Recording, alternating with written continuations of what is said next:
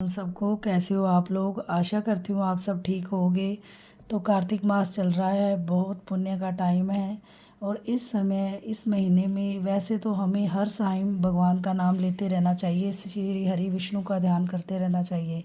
लेकिन इस महीने में जितना हो सके चलते फिरते उठते बैठते खाना बनाते हमें भगवान का ध्यान करते रहना चाहिए, क्योंकि भगवान के नाम में अपार शक्ति है और घर में पॉजिटिव वाइब्स आती है। और बच्चे बच्चे को ही भगवान का नाम लेना चाहिए, उन्हें सिखाना चाहिए। और जो भी लहसुन प्याज का उपयोग करते हैं कार्तिक मास में उन्हें वो बंद कर देना चाहिए।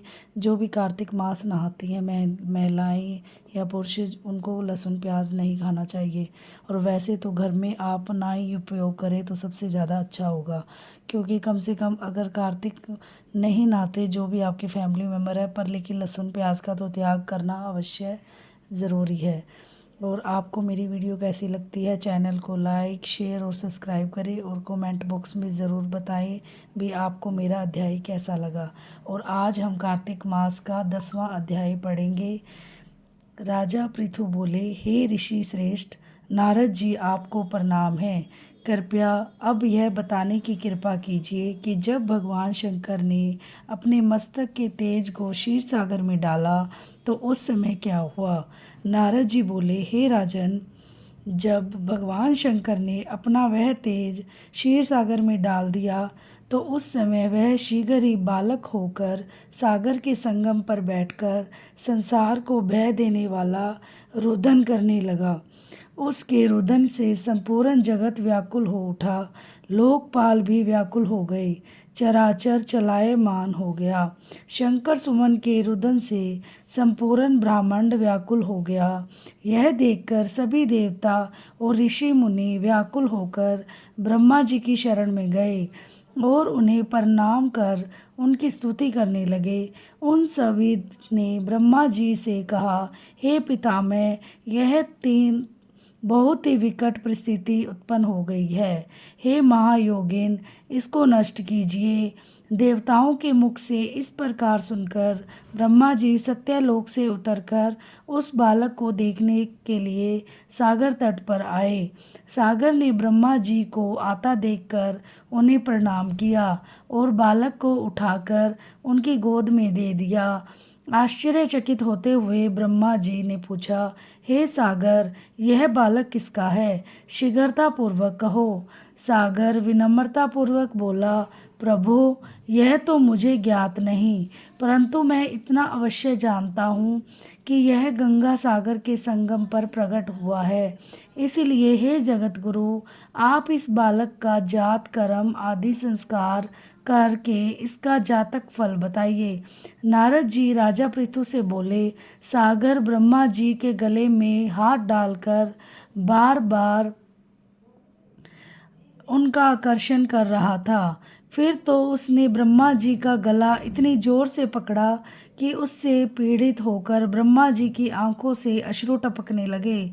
ब्रह्मा जी ने अपने हाथों का जोर लगाकर किसी प्रकार सागर से अपना गला छुड़वाया और सागर से कहा, हे सागर, सुनो, मैं तुम्हारे इस पुत्र का जातक फल कहता हूँ। मेरे नेत्रों से जो यह जल निकला है, इस कारण इसका नाम जलंधर होगा। उत्पन्न होते ही यह तरुणावस्था को प्राप्त हो गया है, इसीलिए यह सब शस्त्रों का परागामी, महापराक्रमी, महावीर, बलशाली, महायोद्धा और रण में विजय प्राप्त करने वाला होगा। यह बालक सभी दैत्यों का अधिपति होगा। यह किसी से भी पराजित न होने वाला तथा भगवान विष्णु को भी जीतने वाला होगा। भगवान शंकर को छोड़कर यह सबसे अवध्य होगा। जहाँ से इसकी उत्पत्ति हुई है यह वहीं जाएगा। इसकी पत्नी बड़ी पतिव्रता, सौभाग्यशालिनी, सर्वांग सुंदरी, परम मनोहर, मधुर वाणी बोलने वाली तथा शीलवान होगी। सागर से इस प्रकार कहकर ब्रह्मा जी ने शुक्राचार्य को बुलाया और उनके हाथों से बालक का राज्याभिषेक कराकर स्वयं अंतर्ध्यान हो गए। बालक को देखकर सागर की प्रसन्नता की सीमा न रही। वह हर्षित मन से घर आ गया। फिर सागर में उस बालक का पालन पोषण कर उसे पुष्ट किया। फिर कालनेमी नामक असुर को बुलाकर वृंदा नामक कन्या से विधि पूर्वक उसका विवाह करवाया। उस प्रकार उस विवाह में बहुत उत्सव मनाया गया। श्री शुक्राचार्य के प्रभाव से पत्नी सहित जलंधर दैत्यों का राजा हो गया। बोले श्री कृष्ण भगवान की जय हो। इसी तरीके से हमने आज 10वें अध्याय की कथा की है। आशा करती हूँ आपको पसंद आया होगा। अगर मुझसे कोई गलती हो गई हो तो मुझे क्षमा करना और वीडियो को लाइक शेयर और सब्सक्राइब करना, क्योंकि आपके लाइक सब्सक्राइब करने से मुझे बहुत मोटिवेशन मिलती है।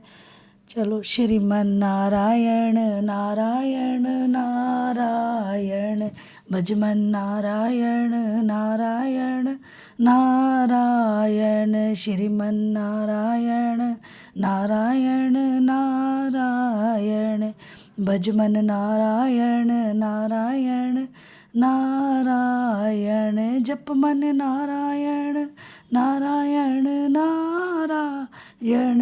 बोलो श्री नारायण भगवान की जय हो।